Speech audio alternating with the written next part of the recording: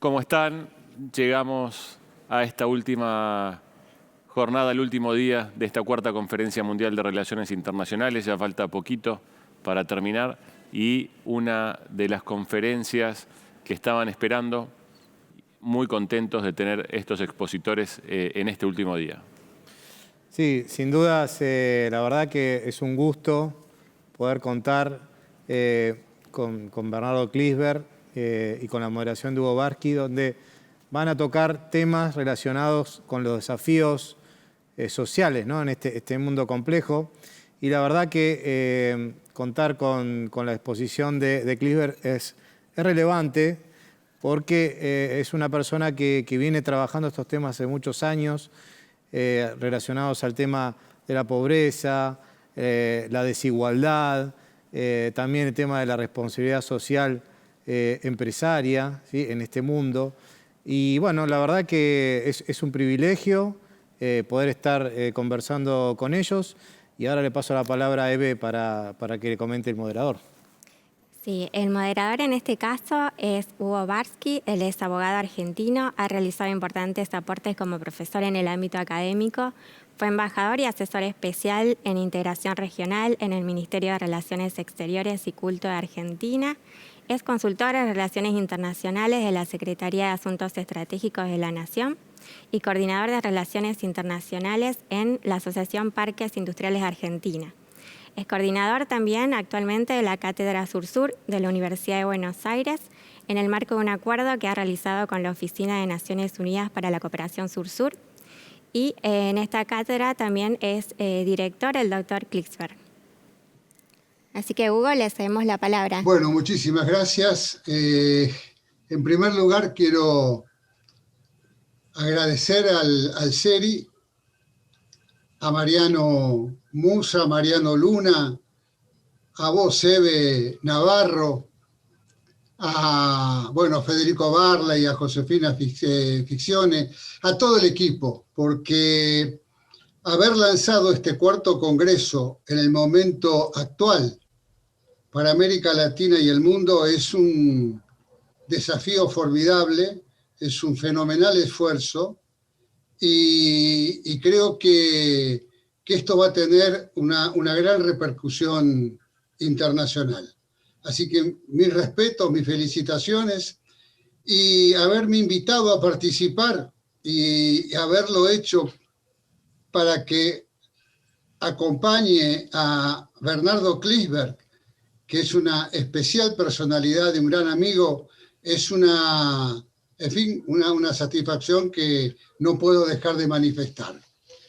Si les parece bien, vamos a presentar a Bernardo Klinsberg con alguno de sus antecedentes, porque si tuviéramos que referirnos a todos, se nos termina el tiempo previsto. Pero él ha tenido, en mi opinión, la habilidad de, en un título, hacer una definición muy importante de lo que viene. El título del panel es Repensando los desafíos sociales de un mundo en turbulencia. Repensando los desafíos sociales de un mundo en turbulencia. Bernardo es economista, es sociólogo, es contador público, es profesor, es escritor y asesor argentino, es efectivamente considerado el padre de la responsabilidad social empresaria o corporativa. Resumiendo, fue asesor de Naciones Unidas, del Banco Interamericano de Desarrollo, de la Organización de los Estados Americanos, de la Organización Internacional del Trabajo, de la Organización Panamericana de la Salud, de la UNESCO, de la UNICEF, entre otros organismos internacionales. Y además fue asesor de diversos presidentes y de numerosas organizaciones públicas y de la sociedad civil en más de 30 países. Es autor de 60 obras alguna con premio Nobel en conjunto, que han sido traducidas al inglés, al portugués, al chino, al ruso, al árabe, al hebreo, al francés, entre otros. Es profesor honorario, profesor emérito y doctor honoris causa en más de 40 universidades. Todo esto tratando de resumir el currículum de Bernardo. Pero quisiera decirles que cuando a Bernardo Klinsberg se lo nombra como el padre de la responsabilidad social, que ya es un gran mérito, nunca, por lo que conozco, por lo que vi, por lo que escuché, nunca lo planteó en abstracto, la responsabilidad social como teoría conceptual. Siempre la responsabilidad social en un mundo, en una región, en un país determinado, en las empresas, en las universidades, en las organizaciones sociales, en las organizaciones internacionales, en los territorios, en los desposeídos, en los hambrientos, siempre el concepto de la responsabilidad social frente a una realidad concreta. Y es quien ha difundido en el concepto de la responsabilidad social, siempre atendiendo los datos actuales, siempre atendiendo los datos actuales. Y seguramente no podía menos que repensar los desafíos sociales en un mundo en turbulencia, teniendo este enfoque y estos conceptos. De manera tal que, Bernardo, tuya es la palabra. Muchas gracias a Mariano Luna, Mariano Musa, por esta invitación. Los felicito por haber creado esta iniciativa tan notable, el cuarto Congreso Mundial de Relaciones Internacionales. Necesitamos muchos espacios para reflexionar porque nos abruma la incertidumbre y la complejidad. Es una de las épocas más críticas de toda la historia del género humano, la época que estamos viviendo. Es un gran privilegio tener conduciendo esta intervención, moderándola y aportando sus juicios a Hugo Barsky, que es el pionero en América Latina de muchas cosas, pero entre ellas algunos de los mayores esfuerzos que se hayan hecho por las pymes, por la integración regional, el famoso, célebre programa Bolívar, y muchas otras iniciativas de gran envergadura que Hugo avanzó con su profundidad, tremenda capacidad y empuje. Estimados amigos con los que estamos compartiendo esta reflexión, el Papa Francisco termina de presentar su nueva encíclica, la tercera en su papado, Hermanos Todos se llama la encíclica, y el Papa dice, el único virus no es la pandemia, deberíamos estar avergonzados de que recorre el mundo el virus de la desigualdad, de la pobreza, del racismo, de la discriminación a las mujeres, de la semidestrucción del medio ambiente. Y el Papa dice allí en la encíclica una frase que nos obliga a todos a pensar con su tremenda autoridad espiritual, moral. El Papa Francisco dice, los que creen que la única lección que se saca de todo esto es que bastará con seguir haciendo las mismas cosas o con mejorar algunos sistemas para sacar la lección adecuada, dice el Papa, los que piensan así están fuera de la realidad. Se sugiere, y así lo desarrolla en la encíclica, que se necesitan reformas profundísimas. Yo voy a mostrar por qué el Papa tiene razón, por qué se necesitan reformas profundísimas. porque voy a tratar de ubicar 5 de los problemas más importantes que surgen cuando repensamos esta realidad en medio de la pandemia y observamos lo que está sucediendo en ella. Y después de poner a foco estos problemas, voy a hacer una breve incursión por el tiempo en América Latina y finalmente voy a tratar de mostrarles que hay esperanza. Yo soy absolutamente partidario de la esperanza, pero voy a hacerlo como lo he hecho en toda mi trayectoria. Voy a hacerlo a partir de datos concretos. Voy a mostrarles por qué hay esperanza. Disponemos de un tiempo limitado para todo esto. Después Hugo Barsky me va a hacer algunas preguntas. Y ustedes pueden ampliar todo lo que yo les voy a decir en mis 65 libros, en internet pueden entrar en YouTube al informe Klicksberg, que se ha transmitido y se sigue transmitiendo en una cantidad de países, y también el artículo más reciente que escribí en Le Monde Diplomatique, edición en español, Diplo, como lo llaman, en agosto, hace 2 meses atrás, específicamente sobre algunas de las cosas más importantes que están sucediendo. Voy a los 5 desafíos sociales que tiene este mundo que llamo turbulento. La palabra se queda chica frente a la velocidad de los acontecimientos y la regresividad de algunos de los procesos en marcha.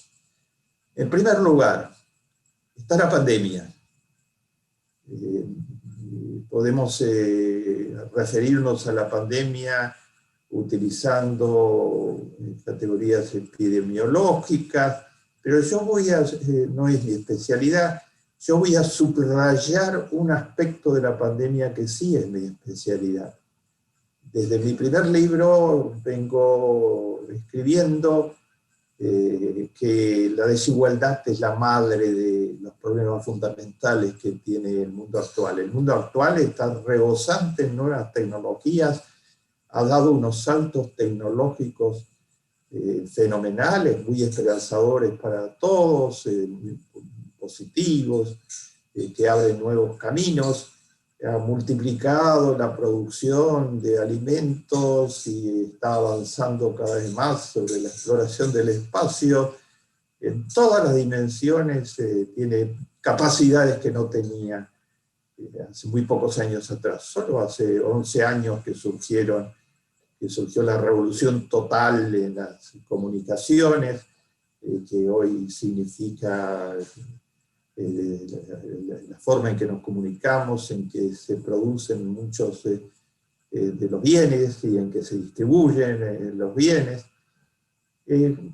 Este mundo rebosante en tecnologías que podrían traer posibilidades de vida digna a todos, está atravesando por la pandemia. Y la pandemia ha puesto al rojo totalmente este tema que humildemente vengo junto con muchos otros pensadores compartiendo desde hace años, la desigualdad. Yo les diría, es la desigualdad, estúpido, utilizando aquella famosa frase de un expresidente de Estados Unidos que decía que la economía estúpida, es la desigualdad, estimados amigos. La pandemia puso al rojo vivo lo que significa la desigualdad. Porque, como dice muy bien el secretario general de la ONU, Antonio Carrigue, el problema con la pandemia muestra que no estamos solos, todos juntos en un mismo bote, dice el secretario general de la ONU. No estamos en un mismo bote. Todos estamos en riesgo por la pandemia. Todos estamos en posibilidad de ser afectados por la pandemia. pero la pandemia ha mostrado que hay pandemia para primera clase y pandemia para los de abajo. Las cifras de pandemia para los de abajo son mucho más duras que la cifra de pandemia para los estratos medios y los estratos altos de las sociedades. Esto se comprueba estadísticamente todos los días virtualmente. Pero algunas de las comprobaciones recientes de lo que esto significa. La proporción de afectados en los, vamos a tomar el país económicamente más poderoso del planeta, pero esto se replica en muchos otros países, Estados Unidos, la proporción de personas de color y de personas latinas afectadas por la infección y afectadas por la pérdida de la vida, es el doble al triple en Estados Unidos en las personas de color y en los latinos, que en la población blanca de Estados Unidos. Esto se da en todos los planos. Incluso se da en la velocidad con que se hacen los test de los diferentes sectores. Una cosa es un test, conseguir un test y el tiempo que tarda un test siendo una persona de color o latina, y otra cosa si se pertenece a los estratos medios y altos de la sociedad. Los niños también son afectados por la pandemia, en una proporción mucho menor. El 10% de los infectados son niños. Y saben ustedes que en los Estados Unidos la probabilidad de que un niño negro o un niño latino sea infectado es de 5 a 8 veces la posibilidad de que sea infectado en un niño blanco. Este es el resultado de investigaciones muy recientes. Esto que se da, la desigualdad en la pandemia, significa que comparativamente con lo que representa sobre la población total, las personas de las minorías tienen una cifra de bajas, una cifra de víctimas de la pandemia muchísimo más alta que la que tienen las personas promedio en el conjunto de la sociedad. Lo mismo que sucede en los Estados Unidos sucede en Inglaterra, donde las minorías étnicas, que son el 14% de la población, tienen más del 34% de los infectados. Y lo mismo sucede en dos de los países que le siguen a Estados Unidos en cantidad y porcentaje de afectados, en la India y en el Brasil. Los dos son los sectores más débiles, los sectores más pobres, los sectores excluidos, los que registran mayores cifras de pandemia, y de pandemia más grave. Eso tiene que ver con que el mundo era totalmente desigual cuando llegó la pandemia. Y otras cosas también afectaban mucho más a este gran porcentaje del mundo que vive en medio de la pobreza. Recordemos que según las cifras de Naciones Unidas, la mitad de la población del mundo gana menos de 5,5 dólares diarios. O sea, está en pobreza o está al lado de la línea de la pobreza. La mitad de la población del mundo es mucho más susceptible a la pandemia, porque combatir la pandemia significa tener una serie de precondiciones. Si no se tienen esas precondiciones, se está mucho más indefenso. Entre esas precondiciones está disponer de agua potable, y hay 900 millones de personas que no se pueden lavar las manos, menos con jabón, porque no tienen agua potable. Entre esas precondiciones está poder practicar el aislamiento social. Pero resulta que en el mundo hay 1.000 millones de personas viviendo actualmente en slums, villas miserias, con muy poca posibilidad de practicar el aislamiento social porque viven hacinadas totalmente. Y ni que hablar de los 600 millones que viven en las calles, los homeless, desde la ciudad de Buenos Aires hasta las calles de Nueva York. Todos ellos tienen precondiciones para infectarse. Todo lo contrario de lo que la ciencia está indicando, tienen las condiciones opuestas. No poder lavarse las manos, vivir en el hacinamiento. Y la pandemia se apoyó en esas desigualdades para penetrar con mucha más fuerza en los sectores más débiles del género humano. La pandemia muestra lo extendida que está la desigualdad y al mismo tiempo la pandemia está creando nuevas desigualdades, porque ellos mismos son los que van a tener mayores chances de enfermarse o de perecer, y además están siendo afectados en una proporción mucho mayor por todo lo que está sucediendo en el mundo del trabajo. El 61% de todos los habitantes del mundo viven en la economía informal, muy mal pagada y sin protección social. Esa cifra se está ampliando en medio de la pandemia. Son los más afectados por las altísimas tasas de desocupación y por la pérdida de sus bases de sustentación que tienen los informales. En primer lugar, la pandemia. En segundo lugar, el mundo tiene un problema que parece que fuera casi de fantasía cuando se piensa en los avances tecnológicos en el siglo XXI. Tiene un agudísimo problema de hambre. Termina de darse el Premio Nobel de la Paz al Programa Mundial de Alimentos.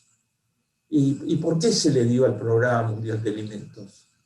En lugar de dárselo, entre los candidatos estaban personalidades de altísimo renombre, estaba Greta, estaba la Organización Mundial de la Salud. ¿Por qué se le dio al Programa Mundial de Alimentos? Porque está en la vanguardia del programa probablemente más importante actualmente para una gran parte del género humano. Ayudar a que se pueda alimentar. Sin alimentación no hay vida posible, particularmente para los niños.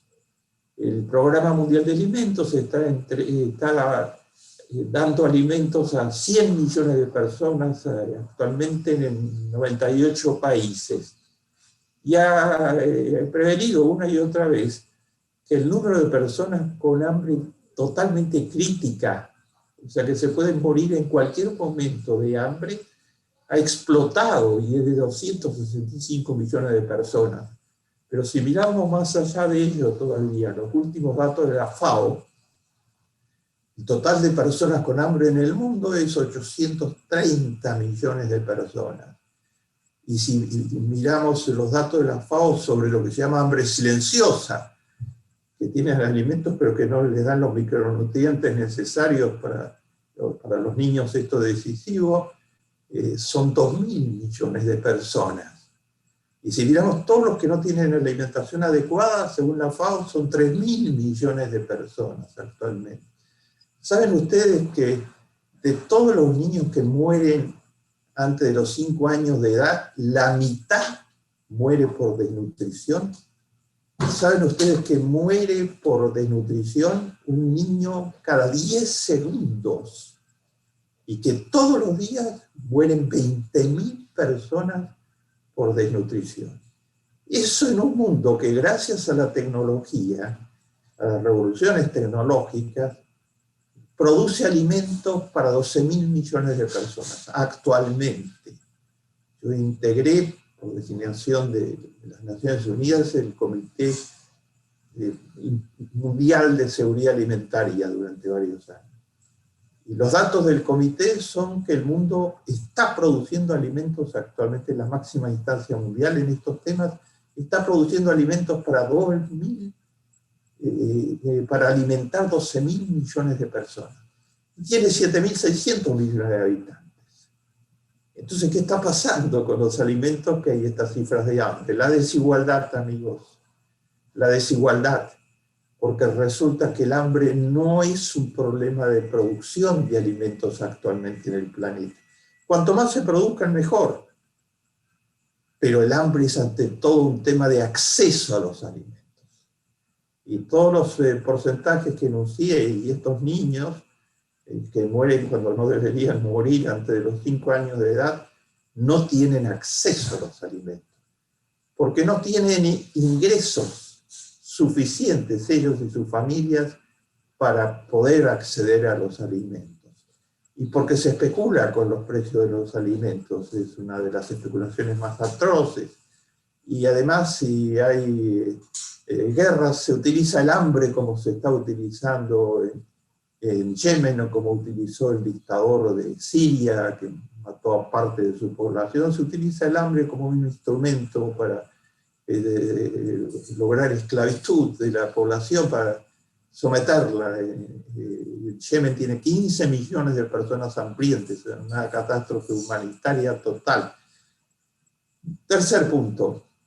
Es una vergüenza, como dice el Papa Francisco, la lacra de la desigualdad y de la pobreza. Y tomo algunas cifras muy rápidas por el problema del tiempo. ¿Saben ustedes que actualmente el 1% más rico del planeta pasó a otra categoría? Tiene ya más del 50%, según los estudios de Oxfam Internacional, tiene ya más del 50% del Producto Bruto Mundial. Si el 1% tiene más del 50%, entonces, ¿qué le queda al 99%? Lo demás. El 1%, en una palabra, tiene más que el 99%. En cifras muy concretas, 26 personas tienen hoy más que el 50% de menos recursos de la población mundial. 26 personas.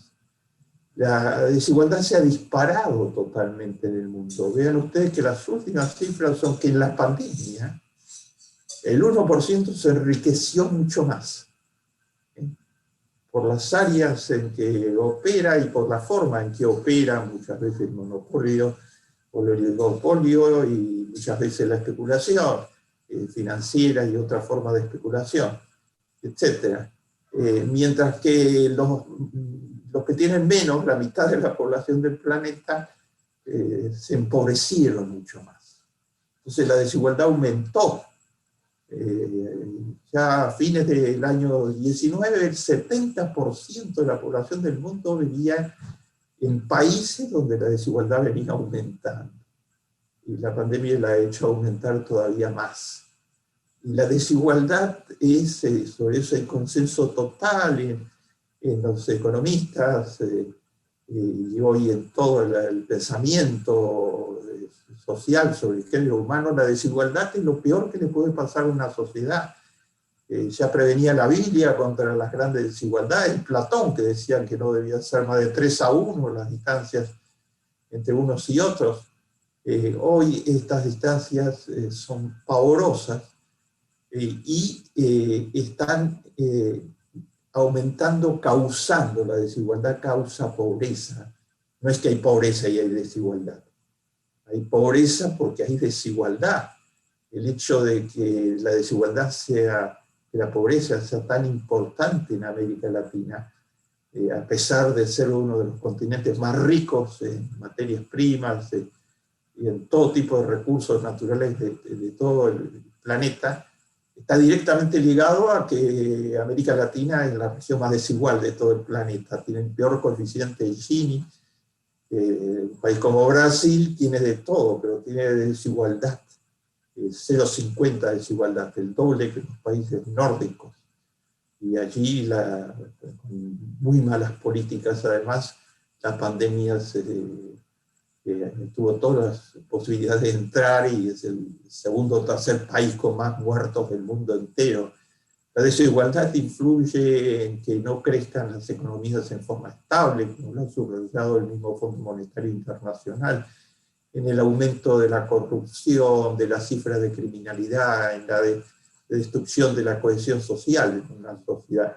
Mi cuarto y quinto punto, muy rápido por el tiempo. Junto a estos tres grandes temas, es una vergüenza que siga la discriminación a la mujer. ¿Quién está perdiendo más en la pandemia? Las mujeres. Las cifras de desocupación son mayores en las mujeres y las cifras de empobrecimiento son mayores en las mujeres. Y las horas trabajadas diarias manteniendo los hogares han aumentado 12.500 millones de horas diarias en las mujeres, que son más que nunca el pilar del hogar. Y las mujeres siguen ganando menos de las que trabajan, menos del 30%, hay una diferencia de 15 a 30% según el país con los hombres, y según el foro de Davos, para el ritmo actual, para lograr igualdad de la mujer, que gane lo mismo que el hombre, igual responsabilidad, se necesitan 180 años, según los estudios del foro de Davos. El último vergüenza es el racismo.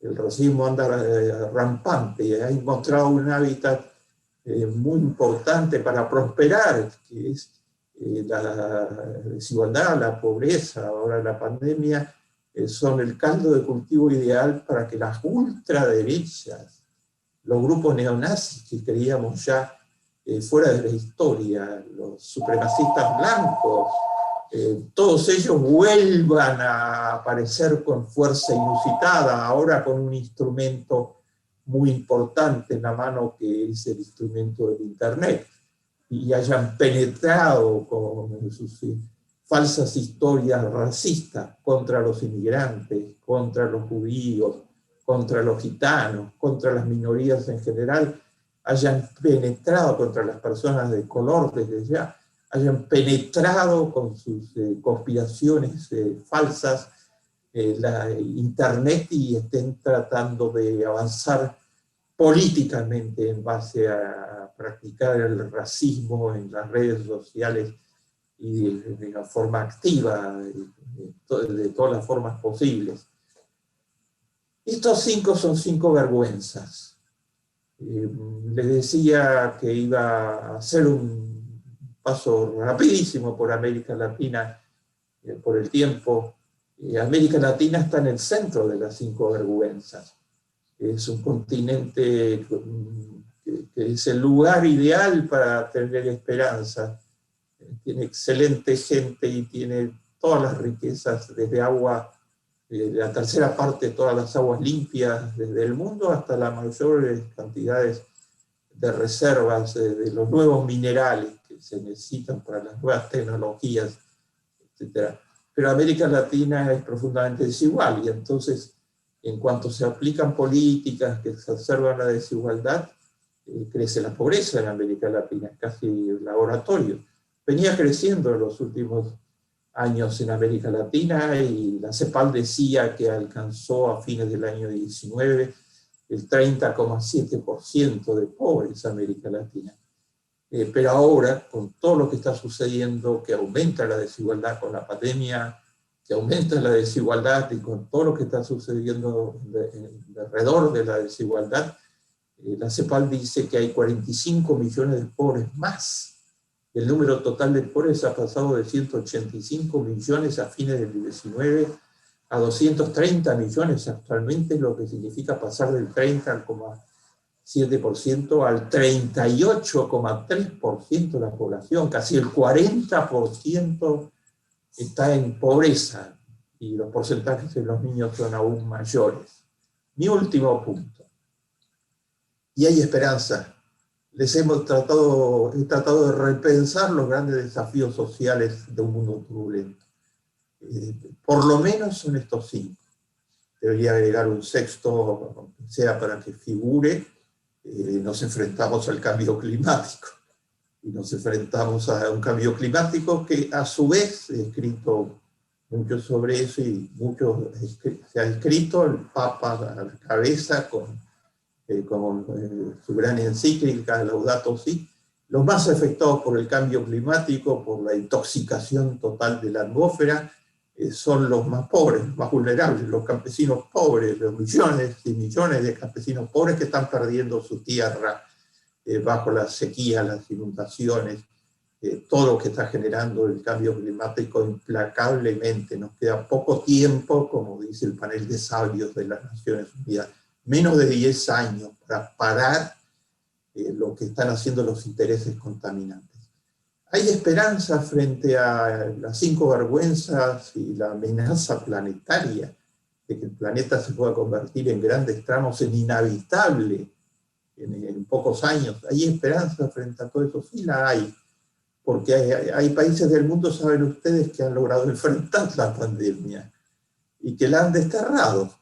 Entre esos países está Dinamarca, está Noruega, está Finlandia, está a la cabeza Nueva Zelanda, y en América Latina los modestos Uruguay y Costa Rica, que tienen porcentajes casi ínfimos frente a los porcentajes de Perú o de Brasil, por ejemplo, en América Latina. Saben ustedes que Nueva Zelanda no tiene pandemia, tiene 25 muertos en todo el tiempo de la pandemia. Ha tenido, junto con los otros países que mencioné, políticas ejemplares. Su primera ministra termina de ganar las elecciones por segunda vez con la cifra más alta de toda la historia de ese país de 5 millones de habitantes. Y la conducción transparente, participativa, absolutamente creyente en la ciencia, la creación de una cultura y los índices previos de igualdad y de equidad. Porque ¿qué tienen en común todos estos países? Además de que varios de ellos son conducidos por mujeres jóvenes. La primera ministra de Dinamarca, hoy se conoce mucho en la Argentina por Porten, esa excepcional serie que fascinó a la Argentina y a 60 países en el mundo, porque muestra que otra sociedad diferente, la dinamarquesa, número 1 en el mundo en felicidad y en otros planos es posible. La primera ministra de Dinamarca tiene 42 años, la de Finlandia tiene menos de 40 años. Estos países, además de tener una conducción femenina que ha aplicado política de solidaridad activa totales, tienen las mejores cifras del mundo de igualdad. Lo común en los países que han logrado rebotar la pandemia, controlarla, tenerla a niveles muy bajos, es que tenían una precondición, que es que tenían los mejores coeficientes de igualdad del mundo entero. ¿Y eso qué significa? Entre otras cosas, que tenían sistemas de prevención en salud y sistemas de prevención activa en cualquiera de las áreas que tienen que ver con la migración o con la pobreza, sistemas de protección social totalmente avanzados y además sistemas de salud gratuita para todos de la más alta calidad. Entonces allí la pandemia tuvo que enfrentar a la igualdad. Y lo que tienen estos países como herramienta central en la lucha contra la pandemia, además de las políticas totalmente de responsabilidad social que adoptaron, es la creación de sociedades donde las distancias sociales son las más bajas del planeta. Y esas sociedades fueron las más resistentes para enfrentar la pandemia. La pandemia es enfrentable, la pobreza es enfrentable. Estas sociedades tienen cero pobreza al mismo tiempo que tienen tan bajos niveles de pandemia. Y de paso varias de ellas son las que han ofrecido la más generosa ayuda a los inmigrantes, junto con Alemania, la más generosa ayuda a los inmigrantes, conducida también por una mujer, la más generosa ayuda a los inmigrantes. Es posible no copiar, sino en América Latina tomar cosas como las que está recomendando la CEPAL ahora mismo, el apoyo total a la pequeña y la mediana empresa, la fiscalidad progresiva, la eliminación de la evasión fiscal, que es el 6%, la instauración de la renta básica que existe de hecho en los países que estoy mencionando, a través de servicios públicos gratuitos de la mejor calidad, pero seguir avanzando en ese camino mucho más allá, que toda persona tenga asegurado un ingreso digno. Se puede, diría terminando, he revisado 5 de las vergüenzas que el Papa señala que son desafíos sociales para el mundo. Agregado el cambio climático, que requeriría en sí mismo un congreso entero. Mencionado países que tienen otras realidades distintas porque están basados en la igualdad de oportunidades, la protección social, oportunidades para todos, y todo ello de forma muy activa. El Papa, cuando le dicen sobre la pobreza y sobre algunas cosas que se hacen, etc., tiene una expresión, el Papa Francisco tan elocuente, tiene una expresión que es por los pobres, que son la mitad del mundo, estimados amigos, se debe y se puede hacer mucho más. Muchas gracias. Muchas gracias Bernardo. Creo que la capacidad de sintetizar este mundo en turbulencia ha sido formidable, porque ahí están los datos sobre la mesa. Han llegado un conjunto de preguntas, de interrogantes. Vamos a tratar, dado el poco tiempo que nos queda, de poder sintetizar algunas cuestiones que además ya las fuiste planteando, ¿no? Una es alrededor del tema, efectivamente, de cómo se manifiesta el drama de la pandemia en América Latina, en la realidad de América Latina. El tema que estoy tratando de sintetizar, inquietudes que me llegaron, en la pospandemia o la pospandemia, tiene que ser pensado o no como un trampolín para ante la realidad desnuda que se presentó, poder construir un intento de solución a los problemas de la turbulencia. Y la integración regional, que ha sido siempre, y lo planteaste, un tema vital, creo que se transformó en una herramienta imprescindible. Y la pregunta va en esa dirección.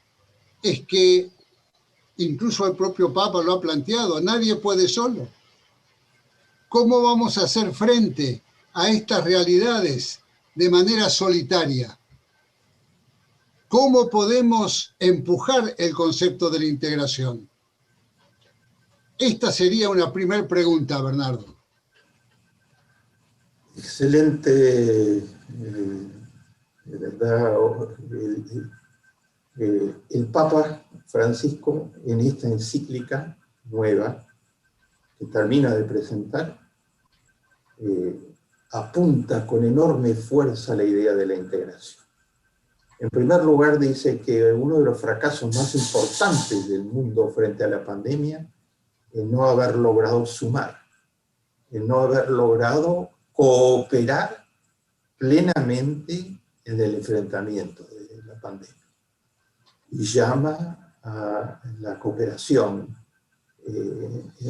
en todos sus senderos y en todos sus caminos. Y específicamente dice que los países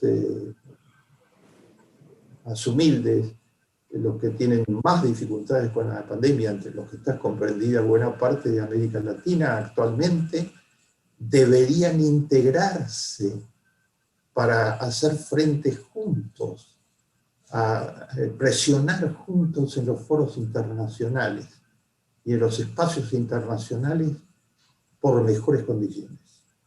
Y desde ya, por la renegociación de la deuda externa, por el aumento de la cooperación económica internacional, del mundo rico al mundo modesto.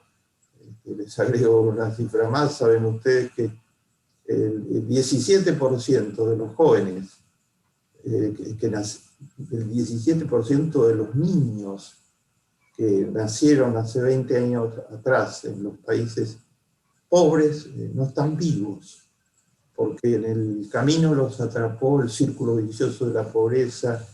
La desigualdad significa el círculo vicioso de la pobreza, significa que los chicos que nacen pobres están desnutridos, trabajan, son totalmente, desde chiquitos son totalmente vulnerables, y si sobrepasan todas esas barreras, después tienen para sobrevivir, no terminan el colegio secundario y tienen para sobrevivir que recurrir a la informalidad total, vidas en riesgo permanente. El Papa dice, sumen los países con más dificultades para juntos, a través del camino de la integración, tratar de obtener condiciones de dignidad, digamos, en el mundo actual. Así que la pregunta tiene una respuesta muy importante en el llamado del Papa. Bien. Un segundo tema. La humanidad se puso de acuerdo por unanimidad en Naciones Unidas en el 2015, generando la Agenda 2030, con 17 puntos conocidos como los Objetivos de Desarrollo Sostenible. Bueno, lo llevamos adelante en la Cátedra Sur-Sur. Ahora, esa Agenda 2030 constituye, digamos, un programa retórico, o se puede haber transformado en un programa de urgencias que nos puede permitir ya partir de un punto de vista común, donde todos los países teóricamente están de acuerdo. Yo escuchaba hace poco al amigo Gustavo Vélez que decía prudencia y sabiduría estratégica. Prudencia y sabiduría estratégica. ¿Puede la Agenda 2030 ser una brújula para ayudarnos en la pospandemia a ponernos de acuerdo e ir adelante? Como dice el querido amigo Gustavo Vélez, la Agenda 2030, en cuyo proceso me tocó participar en distintos momentos en su proceso de diseño, es sabiduría estratégica, es pura sabiduría estratégica. Habla con mucha inteligencia de esta terminología. La humanidad hizo un alto, y la humanidad revisó en qué situación estaba, ante todo el gran esfuerzo de las metas del 2030 fue hacer un diagnóstico gigantesco de dónde estaba. Las 17 metas hacen referencia a 17 carencias y establecen que para el 2030 habrá superación parcial de muchas de esas carencias. La primera es la pobreza, ¿no? La erradicación de la pobreza extrema para el 2030. Entonces son como lo dice el secretario general de las Naciones Unidas, Antonio Guterres, como lo dice Guterres, es el esfuerzo más audaz quizá de la historia del género humano, el plan de las 2030, por producir grandes cambios. Pero seamos realistas, si algo peligra actualmente es el plan 2030, porque yo no les di todas las cifras nuevas, recientes, por el tiempo, ¿no? Pero una de las cifras es la que en estos días aportó la Fundación Gates, que es el esfuerzo filantrópico mayor de la historia, también con su excepcional labor. Esto es responsabilidad empresarial pura, la excepcional labor que hace esta fundación, la mayor donante de la historia en salud, fundamentalmente en el tema de la salud pública. Gates dijo hace pocos días en conferencia de prensa que la pobreza extrema que las Naciones Unidas planeaba erradicar para el 2030 ha subido durante la pandemia un 7%. O sea, no solamente que no está descendiendo, sino que subió. Y Gates dijo también, ejemplificando lo que sucede, este empresario notable que ha dado ejemplo a los empresarios del mundo, junto con otros, ¿no? Como Warren Buffett, su socio en la Fundación Gates, etc. Gates, muy escuchado y en el mundo, dijo: ¿saben ustedes que en 25 semanas de pandemia hemos perdido los avances que habíamos hecho en vacunación de niños pobres, uno de los programas más importantes de la Fundación Gates, junto con otros aliados, programas masivos y gigantescos de vacunación en África y en otras áreas pobres?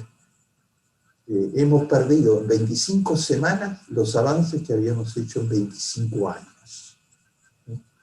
Hemos retrocedido a cómo estaba la situación en materia de vacunación hace 25 años atrás.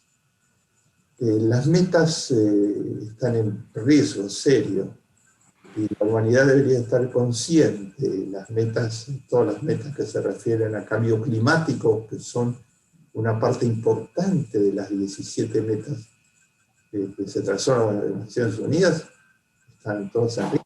La cantidad de dióxido de carbono que se lanza a la atmósfera es mucho mayor que la que era algunos años atrás. Los mares, como producto de hielo del Ártico y de los grandes glaciares, están subiendo mucho más rápido de todo lo que se preveía y produciendo más huracanes, más inundaciones. Los recursos naturales fundamentales como los corales. El último dato es que la mayor formación coralífera del planeta es la que está en Australia. Y esa formación coralífera ha perdido el 50% de los corales en el último cuarto de siglo, lo que se está acelerando totalmente en los últimos años por el calentamiento global. Si se calientan los mares, los corales perecen cuando se calientan los mares. Y esos corales que se perdieron ya le dan de comer a pescados que a su vez son el alimento de 1.000 millones de personas. Entonces las metas han sido muy bien elegidas. Son sabiduría estratégica pura, como muy bien surge del pensamiento de Baylis. El género humano más que nunca debería tratar de preservarlas, desde ya que no se van a poder cumplir en los tiempos que estaban pautados. Pero la cuestión es que avancemos en dirección a ellas simplemente, y no retrocedamos 25 años atrás como está sucediendo con las vacunas. Y eso es posible, porque hay países en el mundo que han alcanzado buena parte de las 17 metas. Si ustedes miden a los países nórdicos, ellos han cumplido con gran parte de todas las metas. Uno podría decir, pero bueno, pero las de cambio climático no.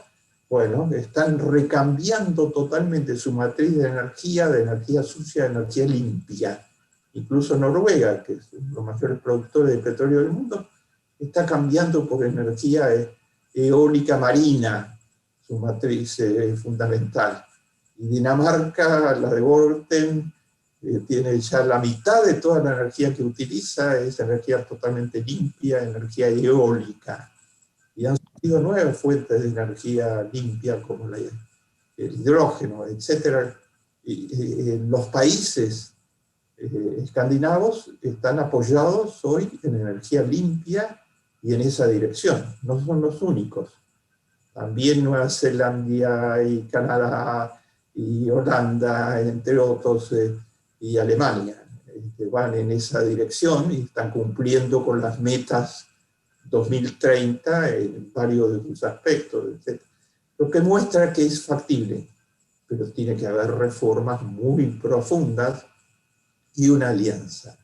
En mi opinión, una concertación entre políticas públicas con sabiduría estratégica y que escuchen a la gente, que da los resultados que le dio a la primera ministra de Nueva Zelanda, escuchar a la gente abrumadoramente la votó.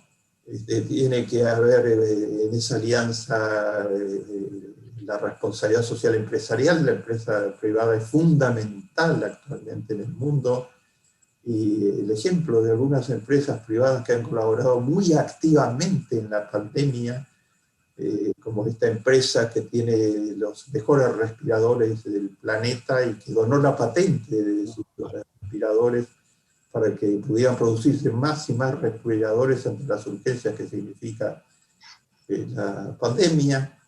Una alianza entre políticas públicas que escuchen a la gente y con sabiduría estratégica, responsabilidad social empresarial cada vez más avanzada, una sociedad civil movilizada, las universidades, fuerzas de la sociedad civil como esta que creó este congreso tan útil y esta tormenta de ideas tan útil para buscar soluciones hacia el futuro.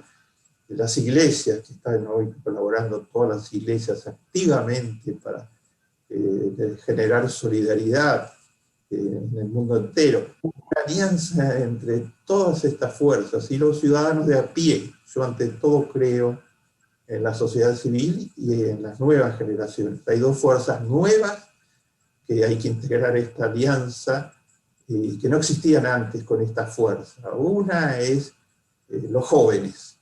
El 99% de los jóvenes está a favor de economías verdes. Bernardo. Y la mujer. Bernardo. Vino con esto. Y la mujer. Hay una emergencia de la mujer en roles cada vez más activos. Una alianza donde esté todo este espectro es la manera de preservar las metas del milenio y construir un mundo mejor. Bueno, Bernardo. Perdón, Hugo, que te interrumpa un minuto. Estamos con los tiempos absolutamente tiranos. Tenemos que seguir con el cronograma ya preestablecido. Así que te pido, por favor, nos encantó la exposición. Necesitamos, si nos ayudás a poder cerrar con conclusiones, si te parece, por favor. Bueno, con mucho gusto. La verdad que creo que toda la intervención fue más que un planteamiento, fue una conclusión. Y cuando nos dice el rol que, por ejemplo, tienen que jugar las pymes, que son el 90% del empresariado mundial y el 70% del empleo. Bueno, ¿cómo empujamos todo eso para que pueda, además, resolverse el tema precisamente del empleo? Entonces, yo digo en síntesis de esta formidable intervención, Bernardo, que creo que es una gran contribución a la idea del Congreso Mundial. Creo que efectivamente América Latina, como vos dijiste, tiene alimentos, tiene agua dulce, tiene minerales, tiene biodiversidad, tiene energía, pero no nos van a convencer de que el objetivo es exportar materia prima. El objetivo es utilizar toda esa fuerza para poder, con las pymes y con las empresas que se sumen, a poder, sobre la base de la integración, construir la capacidad de la reconstrucción frente a la pandemia. No podremos, después de la pandemia, volver a antes de la pandemia. De manera que, Bernardo, yo, digamos, creo que a nombre de todos los que te han escuchado, el agradecimiento por haber puesto tan en evidencia la realidad del mundo y darnos una ocasión para pensar una salida. Entonces, tu palabra... Yo quiero sumar a este magnífico cierre que con tanta calidad te ha hecho Hugo, solo una referencia adicional. Todo lo que dijiste, sí, lo que tratamos de pensar junto con los amigos que han convocado este maravilloso congreso, Mariano, con los dos Marianos. Todo lo que dijiste tiene que tener un aditamento a nivel individual, y me estoy dirigiendo a todos los participantes en el congreso. Ese aditamento a nivel individual lo resumió maravillosamente el Papa Francisco cuando dice: el que no vive para servir, no vive para servir. Servir quiere decir solidaridad, preocupación por el otro, responsabilidad social, de los roles empresariales, de ciudadanos, de políticos, de cualquier rol. El que no vive para servir, dice el Papa, para servir al otro, no sirve para vivir, dice el Papa. Y con eso no está despreciando a los que no hacen trabajo por los demás, sino está diciendo algo más profundo. El que no vive para servir, no sirve para vivir. No ha entendido que la clave, si alguna lección tenemos que aprender de la pandemia y de todas las vergüenzas que he puesto en el que es la lección de que hacerse responsable los unos por los otros, como lo ordena el texto bíblico, y darle luz a la vida, y darle felicidad a la vida. Por eso, el que no vive para servir, no sirve para vivir. Pues muchísimas gracias Alseri por esta formidable oportunidad de manifestar preocupaciones tan profundas. Gracias. Bueno, gracias Hugo, gracias Bernardo. La verdad que fue una alegría inmensa tenerlos aquí. Bernardo, sabemos de tu agenda apretada, sabemos de tu compromiso y te agradecemos el tiempo que le dedicaste a este evento. Así que bueno, le dejo la palabra a ustedes para continuar. Bueno, sin dudas, gracias por su participación. Me parece que es un mensaje importante, principalmente para las generaciones nuevas, las generaciones jóvenes, que pueden tener en sus manos la posibilidad de crear herramientas para mejorar esas condiciones de desigualdad y de inequidad. Así que muchas gracias a los dos. Sí, la verdad que muy estimulante y enriquecedor todo lo que han dicho, todo lo que nos han transmitido. Y dentro de este marco de la última jornada de esta cuarta Conferencia Mundial de Relaciones Internacionales, en minutos nomás vamos a estar con Max Trejo, que es el director de la OIJ, la Organización Iberoamericana de la Juventud, y vamos a transmitir las metas, el trabajo que se han hecho a lo largo de estos meses con colaboradores, con estudiantes, con especialistas en relaciones internacionales de toda la región para formar una Agenda 2030, una nueva Agenda 2030 vista desde la perspectiva de la juventud. Así que en minutos volvemos, vamos a estar con Max y muchísimas gracias a todos por estar aquí. Los esperamos en unos minutitos.